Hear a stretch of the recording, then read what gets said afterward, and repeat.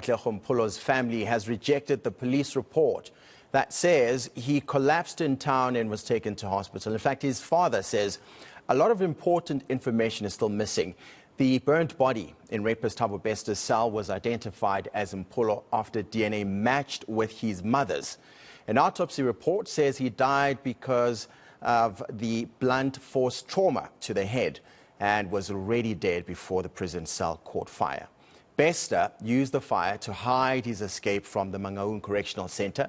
Our senior reporter Silindelo Masikane is with the Mpholo family and joins me now. What is the latest, Slee? Well, we are in Tembisa in the east of Johannesburg Bay. We're about to have a conversation, in essence, with the Mpholo family following the DNA results that have confirmed that the body that was planted in Bester's cell was of their son. I am joined by Mr. Batho Mpholo. Thank you so much for your time. And once more, our very deepest condolences to you and your family. Maybe just talk to us about your son. Who was he? Let's start about... Let's give our viewers a history as to who he was. Where was he born? And perhaps then take us to how he went missing. Thank you, Cecily. My son Katlego was born in Bloemfontein, 18 May 1991. He grew up there up until his last day.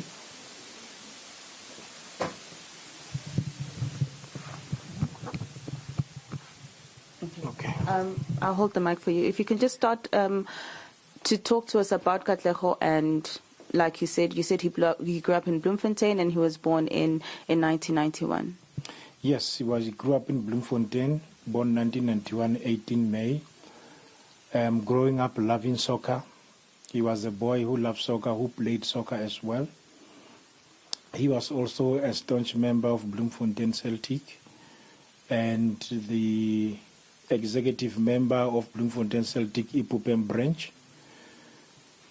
We used to communicate a lot on social media because he was somebody who liked posting every day, afternoon and night, up until last year, April, when we realized that he's no longer on social media. I then called the mother to find out if she has seen Katlego, and then she said no, because Katlego is staying with the grandmother. I then asked her to go and look for them, just to check up on them to see if they're still okay. She went, and when she got there, she said the grandmother hasn't seen Katlego in a month and few days. I then advised her to go and open a missing person report at the nearest police station, of which she did. And later on, I am told they went to different local mortuaries in Bloemfontein and Mangaung to see the possibility of maybe something could have happened to him, but they could not find anything. And for me, it gave me hope that my son is still alive. Because Katlego was somebody who liked making friends. Sometimes maybe he would ask a granny to go and sleep over at a friend's place. But then he will keep communicating, to say he's okay, or communicating with the mother. But then that didn't happen. That is why we panicked. And yeah, it happened that nothing happened. We couldn't find him. We asked friends around. We couldn't find him. Up until last week, when the mother received a call from the police saying they would like to conduct a DNA test. She called me. I said, okay, give them go ahead. Let them do it, because for me it was like, since we opened a case and maybe there is unidentified body, they just want to see if maybe we are not the possible relatives.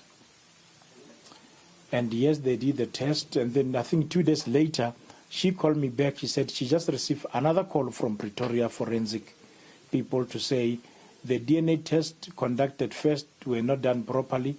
They are going to Bloemfontein to conduct the DNA test themselves. Then I said, okay, don't panic. Our son is still alive. They're just doing their job. They went, they did the test. Then on Friday morning, she called me to say she received a call from the police that they will be around to see them at 3 p.m. That's when I started panicking. But I also kept hope, you know. And they came, they took her, they went to the granny's house.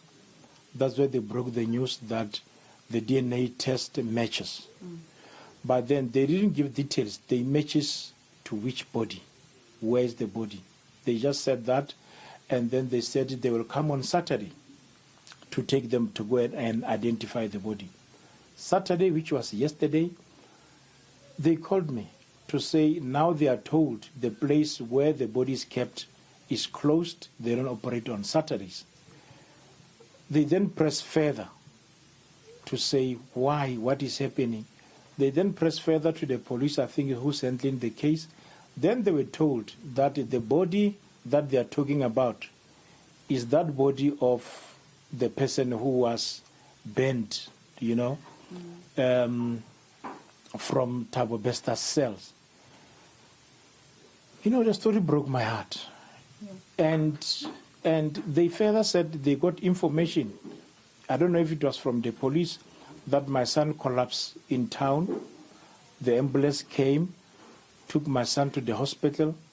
When they got to the hospital, my son didn't have enough blood, and then he died. Then they took him to mortuary.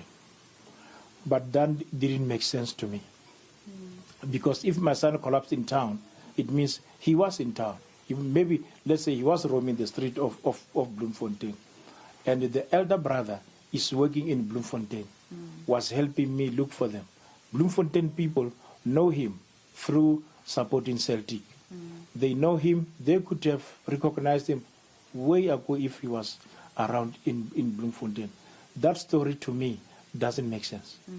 And I don't even believe it, and I don't believe it is the truth. Because number one, if they took him to the hospital, getting there unidentified, they should do fingerprints verification. Taking him to mortuary, they should also do the same, so that they can know who is this person, and so that they can locate relatives. But that story to me is not the truth. Maybe then talk to me if you know whether your son knew Thabo Bester or knew Dr. Nandipa. Do you think it's just a coincidence that his body was the one perhaps that was used to be planted, or do you think there's a relationship there? As much as I cannot confirm if he knew both of them, but you know, as you're talking to people, some stories are surfacing that he knew one of the security guard there because he was also the supporter of the same club. So now we are suspecting that maybe this happened, maybe there's the mentioned security guard, whom I believe is also implicated in this case because of maybe his living a luxury life, earning less. The story are now coming today as people are talking, but still, like I cannot confirm up until I go to Bloemfontein, do our own investigation with the police, you know, with the parties that are helping us as well, to come to the truth, to say exactly what happened. Because what we were told doesn't add up. Yeah. Perhaps then talk to me about how this has affected your family. You just received the news yesterday, and I imagine you are all shocked and heartbroken. You know, we are all shocked. It's very devastating. To the mother, it's worse. To me, it's even worse because I didn't raise this boy. I only looked for him and found him when he was 18 years old, you know. This entire ordeal denied me an opportunity to bond with my first son. You know, they just took him away like that. It's very draining on the family. And even though the police are saying since the body is found, they are giving a family a closure, there's no closure. They just opened a new wound that is bleeding heavily. For us to heal is to get the truth. For us to heal is the police start the investigation from scratch at not just normal police. We need men and women of integrity who are willing to serve us as the community, to bring justice, to us and to serve us well, because it takes a person of integrity to do the job diligently.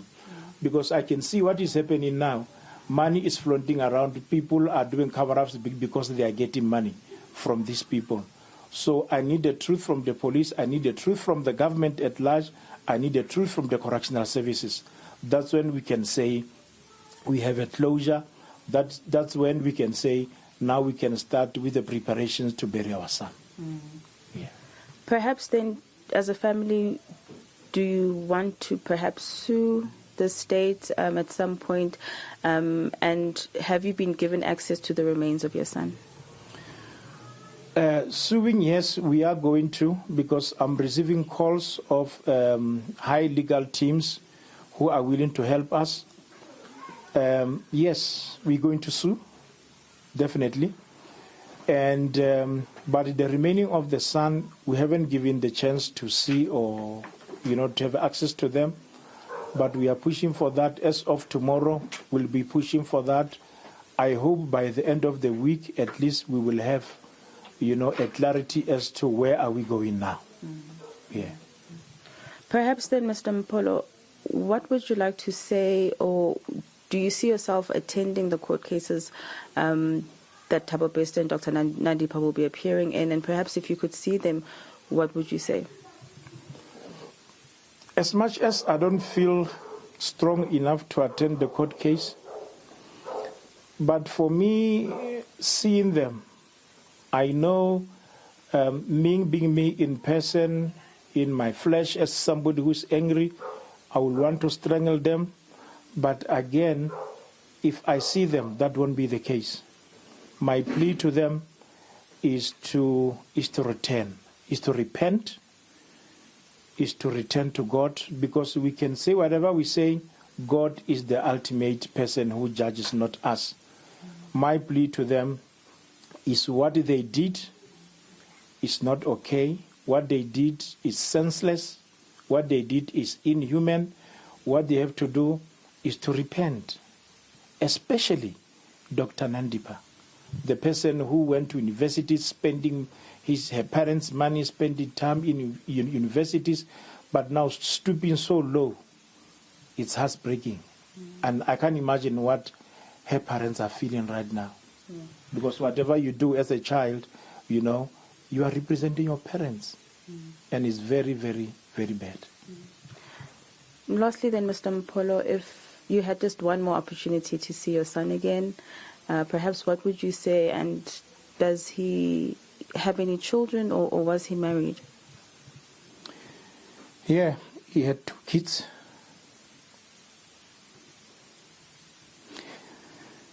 Oh, God.